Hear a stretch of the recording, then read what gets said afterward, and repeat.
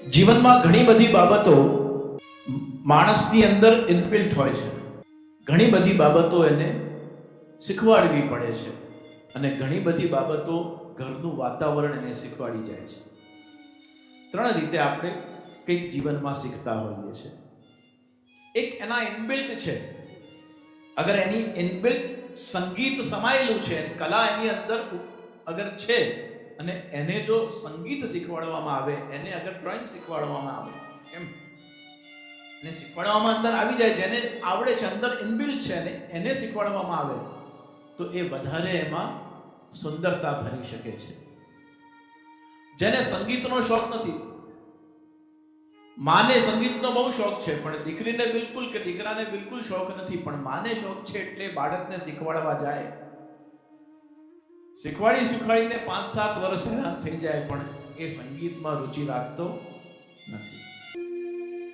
માનવ જીવન સતત અલગ અલગ સરપ્રાઇઝીસથી ભરેલું છે અને એટલી બધી સરપ્રાઇઝીસ આ જીવન મનુષ્યને આપતો હોય છે. આપણે શું કોઈને સરપ્રાઇઝ આપી શકીએ, પણ આપણને પોતાની જાતને આખું આપણું જીવન એટલી બધી સરપ્રાઇઝીસ આપતું હોય છે કે જેમાં હર્ષ અને શોક એ બંને વચ્ચેની ધારાને સતત જીવતા જીવતા આપે પોતે જ પોતાના શિક્ષક બની જઈએ છીએ. પોતે જ પોતાના શિક્ષક એટલે બની જઈએ છે કારણ કે અનુકૂલસ્ય સંકલ્પ પ્રતિકૂલસ્ય વિસર્જનમ. આપણા સ્વભાવને, આપણા વિચારોને, આપણા માઇન્ડસેટને, આપણી પરિસ્થિતિને અનુકૂળ હોઈએ એવું બધું આપણે વ્યવહારમાં કરતા થઈ જઈએ છીએ. અને જેટલું આપણી પરિસ્થિતિ, આપણી માઇન્ડસેટ, આપણું વાતાવરણ, આપણા વિચારો પ્રમાણે આપણને પ્રતિકૂળ લાગે, એનાથી આપણે આપોઆપ દૂર થતા જઈએ છીએ. કોઈ મિત્ર સાથે મિત્રતા થાય છે,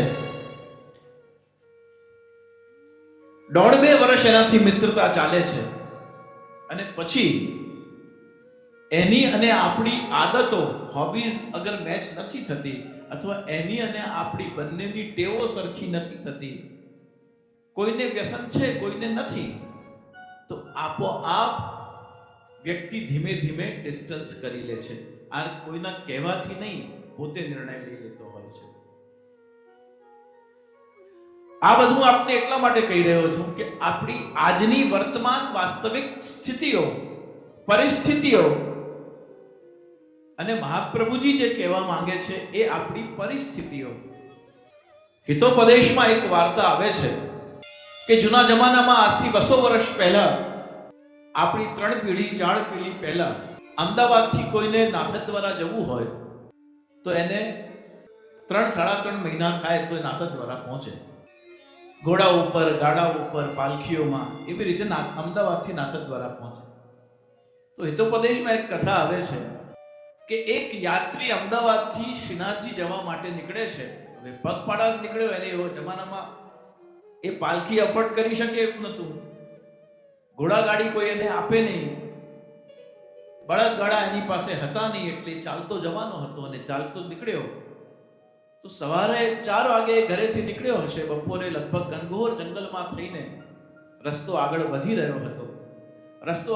રહ્યો હતો. એટલામાં બપોરે 4-5 વાગ્યા હશે, સવારનો 4 વાગ્યાનો નીકળેલો હતો, 12 કલાક થયા એને. રસ્તામાં એને એવું થયું કે એકાદ વખત વચ્ચે મેં જલપાન કર્યું છે પણ કોઈ જગ્યાએ વિશ્રામ કર્યો નથી.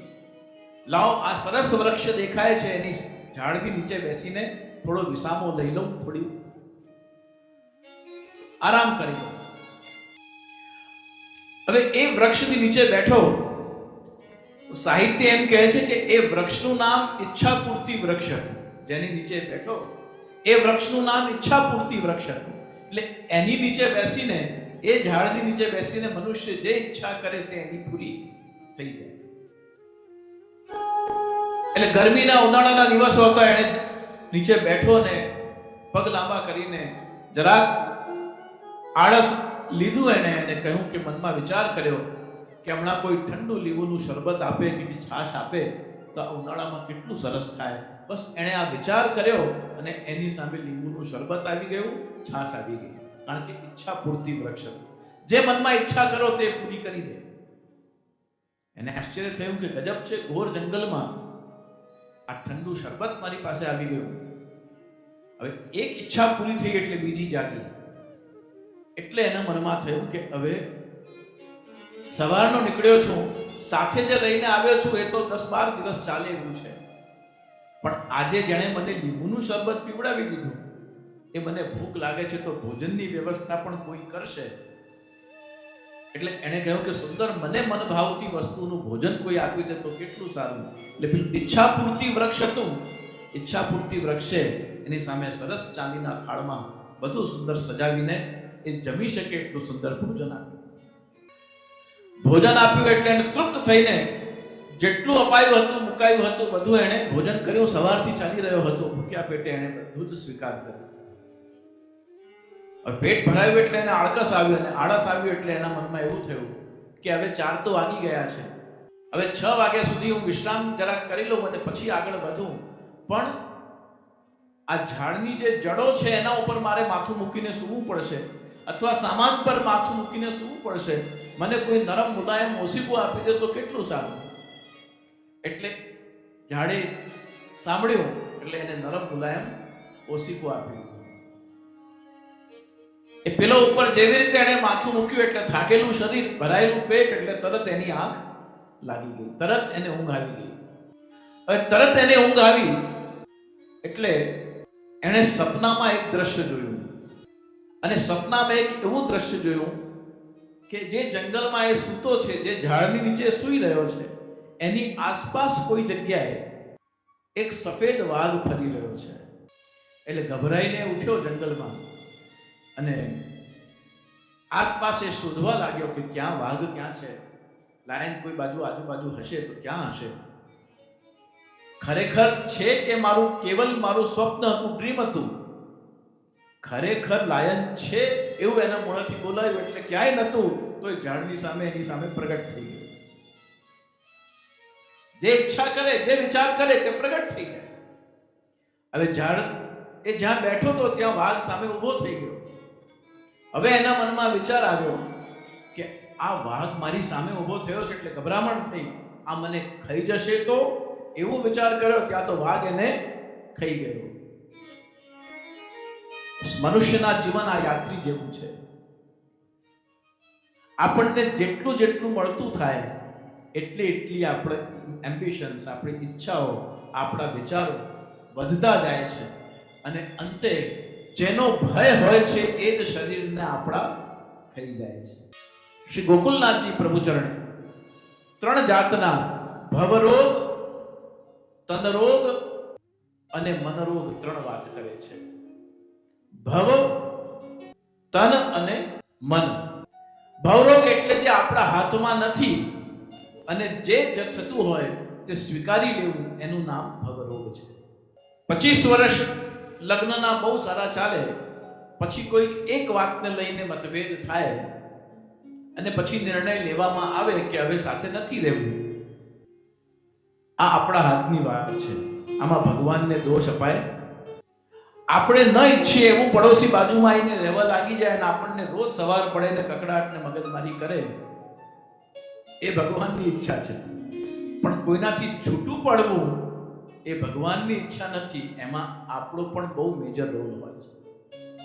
તો 2 જાતની વાસ્તવિકતાઓ આપણા જીવનમાં હોય. એક જે આપણે ઊભી કરેલી હોય એ બધી, અને બીજી જેમાં આપણો કોઈ રોલ નથી છતાં પણ આપણામાં લખાઈને આવ્યું છે અને આપણે એને ભોગવવાનું છે. જેને આપણે ડેસ્ટિની કહીએ છીએ, પ્રારબ્ધ કહીએ છીએ. ભવરોગ માટે મહાપ્રભુ શ્રી વલ્લભાચાર્યજી એમ કહે છે કે સંસારમાં બધી વસ્તુ ડેસ્ટિની, પ્રારબ્ધના આધીન હોતી નથી. પ્રારબ્ધને પણ મનુષ્ય બદલી શકે છે. મહાપ્રભુજી એમ કહે છે કે તમારી ડેસ્ટિની પણ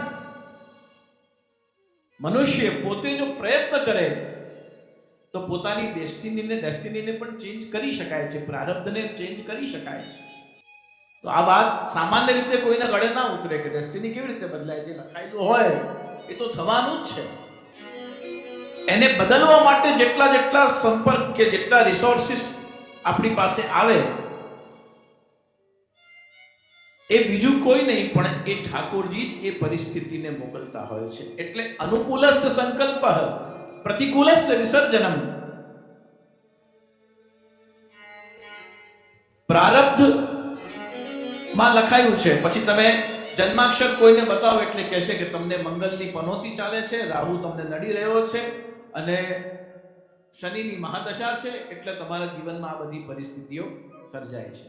પછી તમે પૂછો કે આનો ઉપાય શું, તો કે તમારે રાહુની શાંતિ કરાવવી પડશે, શનિવારના દિવસે તેલ ચડાવવું પડશે અને ગુરુવારના દિવસે તમારે લાલ મગ ખાવો પડશે. એમ બધા ઉપાય કોઈક બતાવે. અહીંયા પણ શ્રી મહાપ્રભુજી એવી સ્પષ્ટતા કરે છે કે તેલ ચડાવવાથી કે મગ ખાઈ લેવાથી કે કોઈક અમુક ઉપાય કરી દેવાથી જો પ્રારબ્ધ આપણો બદલાતો હોય તો ભગવાન એવું પ્રારબ્ધ લખતા જ નથી કે જેને કોઈ બીજો બદલી શકે. એનું બનાવેલું નિયમ અહીંયા રહેતા કોઈ બદલી શકે એવું કોઈ પણ બલવાન આજ સુધી ઈશ્વર સિવાય જન્મ લીધો નથી. તો મહાપ્રભુજી તો ડેસ્ટિની પ્રારબ્ધ કેવી રીતે બદલી શકાય? જે આપણા ભાગ્યમાં હોય તે તો થવાનું જ છે. શ્રી મહાપ્રભુજી કહે છે અશક્યેવા સુશક્યેવા સર્વથા શરણમ હરિ. આપણને શક્ય લાગે કે અશક્ય લાગે એ બધી જ પરિસ્થિતિમાં આપણે આપણી પાસે જે અનુભવ, જ્ઞાન, એક્સપિરિયન્સ, નોલેજ જે કંઈક છે એ બધું લઈને ઠાકોરજી પાસે એમ સજીને જઈશું તો ઠાકોરજી કહે છે આ બધું મારું જ આપેલું છે તને, એમાં તું મારી સામે આવીને બીજા વધારે નખરા કરવાની જરૂરત નથી. અને આપણી પાસે બધું જ હોય, બેસ્ટ ઓફ નોલેજ હોય આપણી પાસે, બેસ્ટ ઓફ ક્વોલિટીઝના આપણી પાસે કોસ્ટ્યુમ્સ હોય, આપણી પાસે જ્વેલરી હોય, આપણી પાસે પરફ્યુમ્સ, જે કંઈક આ સમાજમાં સર્વોત્તમ છે બધું જ આપણી પાસે હોય. અને ઠાકોરજી પ્રસન્ન થાય એ માટે તૈયાર થઈને હું જાઉં તો ઠાકોરજી ખૂબ પ્રસન્ન થાય. પણ આજે તો ઠાકોરજીને દેખાડી દઉં કે હું કેવું લાગ્યું છું, રહેવા દે. એ તો ઊભો છે તને બધું જ આપવા માટે, દૂધ ચમચી લઈને ઊભો છે દરિયો માંગવા માટે. એ તો દરિયોમાં આપવા માટે તૈયાર છે. તું સાગરને તું સુકાની કરીને શાંતને કરીને તૂફાની. એ મહાસાગર છે અને એ સમસ્ત ભક્તના મનોરથ પૂર્ણ કરવા માટે કૃત સંકલ્પિત છે. બાળક બીમાર રહે છે એવું એક ભગવદીય વૈષ્ણવ ઠાકોરજીને કહે કે આપે આપ્યો છે ને આપે એને સાચવવાનો છે. આનાથી મોટી વિનંતી શું હોય છે? પણ હવે આપે આપ્યો છે અને માંદો રહેશે એટલા માટે મેં ભૂખ ધર્યા હતા, એટલા માટે મેં સેવા કરી, એટલા માટે મેં મનોરથ કરાવ્યો, એટલા માટે મેં આ કર્યું. ઠાકોરજી કહે છે કે તું શરણાગત હોય તો તારી બધી જવાબદારી મારી, તું ખાલી સમર્પિત હોય તો અડધી જવાબદારી તારી. સમર્પણ અને શરણાગતિ, શરણાગતિમાં પરસ્પર અડધી જવાબદારી આપણી પણ છે, અડધી જવાબદારી એની છે. પણ શરણાગતને સમર્પણમાં અને શરણાગતિમાં આ જ અંતર છે. સમર્પણમાં આપણી પણ જવાબદારી છે. આપણે પ્રભુને કેટલું સુખ પ્રદાન કરી શકીએ છીએ. આપણે હજુ પણ પ્રભુના શરણમાં ગયા પછી, પ્રભુનું ચરણ પકડ્યા પછી આપણે કેટલા હદે સંપૂર્ણ સમર્પિત છીએ. તો આ સમર્પણ અને શરણાગતિનો સિદ્ધાંત બે અલગ અલગ જીવનના તબક્કાઓ છે. એક first phase of life to be educate. તમે ગ્રેજ્યુએટ થયા, જે કોઈક લાઈન તમે એક્સેપ્ટ કરી હોય, મેડિકલ, ફાર્મસીઝ, આઈટીમાં કે કોઈ પણ અર્બનમાં કે કોઈ પણ જગ્યાએ તમે એક લાઈન પસંદ કરી હોય, એમાં ટોપ ઓફ ધ લાઈન તમે એમાં અચીવ કરો અને પછી અકોર્ડિંગલી તમે પ્રોફેશનલમાં તમે સ્ટેપ ઇન કરો. એમાં તમારી મહેનતનું ફળ તમને મળે છે 50-50%. કેમ કે તમે ક્વોલિફાઈડ થયા છો. Now you deserve that result in your life. પણ શરણાગતિમાં એવું નથી. શરણાગતિમાં તો તમે કેવા પણ હો, જો ઠાકોરજીની શરણમાં તમે જાઓ તો 9મી પાસ 9th ગ્રેડમાં પણ તમે ફેલ થયેલા હો, ઠાકોરજી તમે ન ધાર્યું હોય એવું ફળ આપવા માટે સામર્થ્યવાન છે. આનું નામ શરણાગતિ છે.